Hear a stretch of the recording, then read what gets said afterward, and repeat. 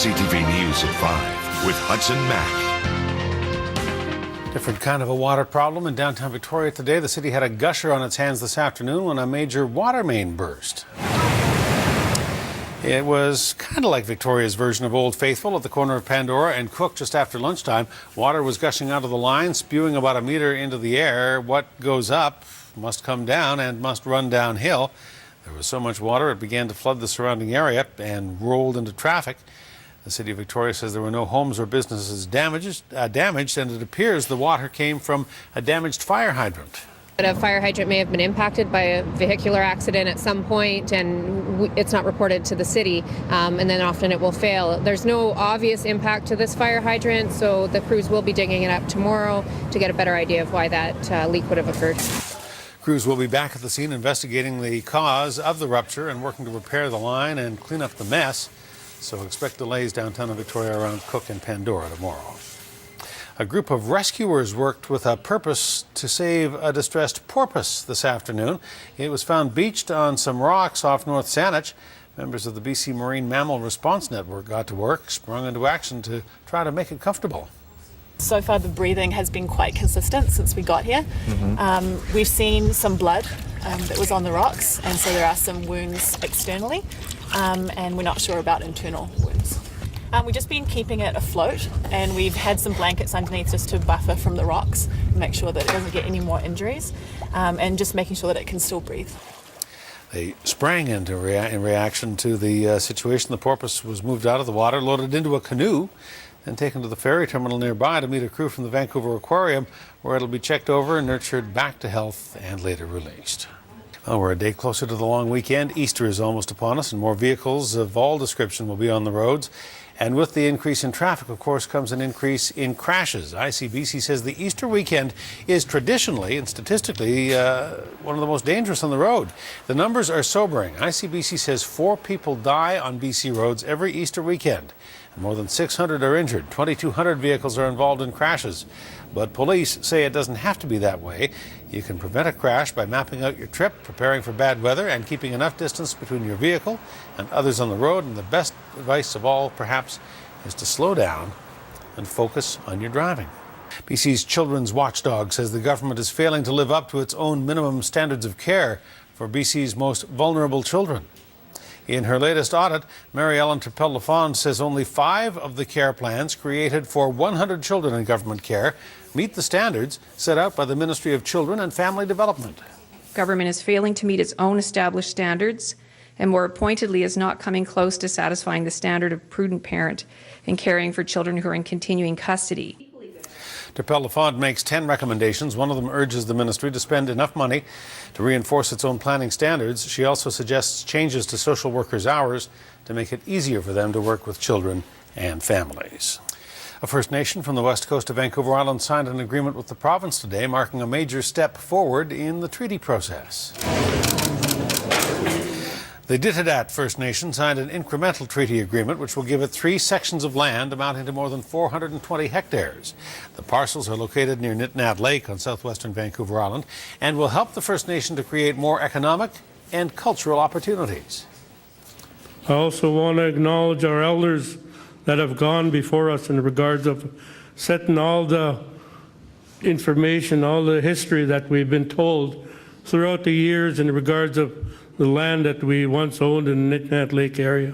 It's been a long time, long, slippery slope that we've been on dealing with the governments in regards to trying to get a treaty and trying to better our lives for our people in our community. These incremental treaty agreements allow First Nations to benefit from land ahead of the final agreement. Once the land is transferred, it'll be subject to federal and provincial laws as well as to zoning and taxes. After the final treaty is signed, the parcels will be treaty settlement land and not reserve land. Thank you for attending our community and urban meetings. Meantime, the Pacheedaht First Nation has also signed an agreement with the province. It will receive 3 parcels of land southeast of Port Renfrew, totaling nearly 600 hectares. They are transferring these lands as an act of good faith. It also shows our people that the past 16 years of this negotiation has not been for nothing. The ITA lands are beautiful. They are situated in one of our most valued part of our traditional land. We will use these lands to develop ways to showcase our traditional territory. The chief says the band will meet to discuss possible uses for the land, such as an ecotourism complex.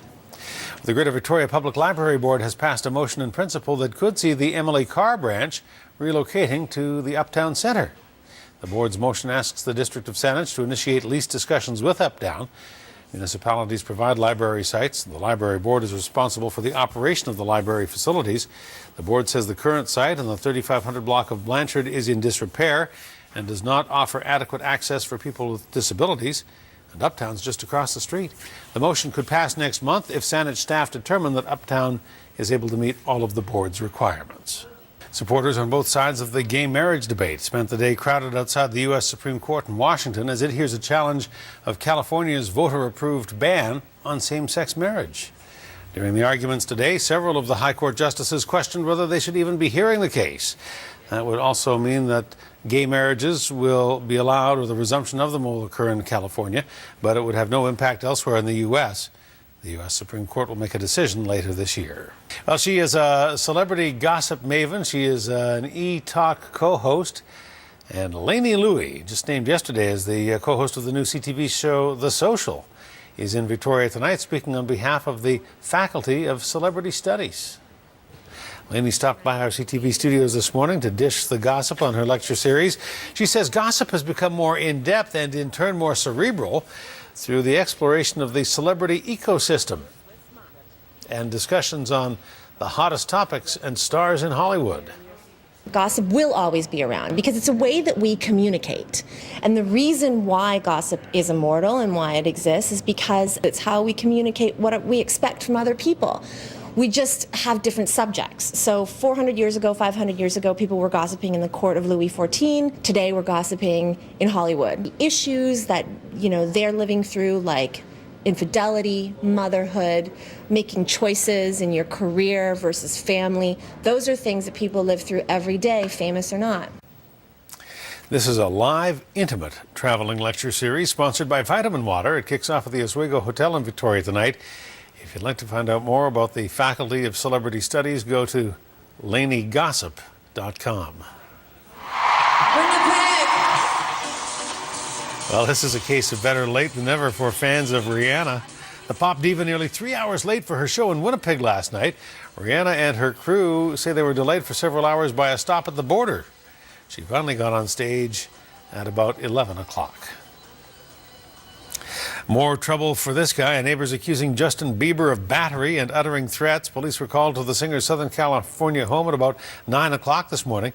Cops say they are investigating the complaint. It's the latest in a series of bizarre incidents involving the young star. Well, finally this hour, a New Jersey immigrant says he's the winner of the big $338 million U.S. Powerball jackpot, and he's all smiles, as you might expect. 44-year-old Pedro Quezada is from the Dominican Republic, and he says his priority will be to help his family. The jubilant deli worker and father of 5 bought his ticket Saturday at a liquor store in New Jersey just hours before the big Powerball draw. It's the 4th largest payout in Powerball history. He says he'll take the lump sum of about $221 million U.S. That'll amount to about $152 million after taxes. The New Jersey Lottery confirms that the winning ticket was validated at the liquor store, but has not made an official announcement to identify the winner.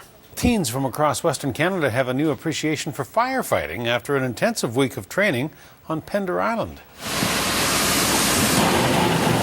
14 boys and 2 girls spent a week at the Gulf Islands Fire Rescue Cadet Camp. And during their 100 hours of training, the teens fought structure fires, vehicle fires, extracted people from cars, and executed high-angle rope rescues. You get to meet new people, do team challenges, get to new experiences. I think it's a really good camp. You learn a lot. BC's fire commissioner says the camp's a great opportunity for young people to learn what the fire service does and to consider firefighting as a career choice. There is something in the air right now around the harbor city, and it stinks.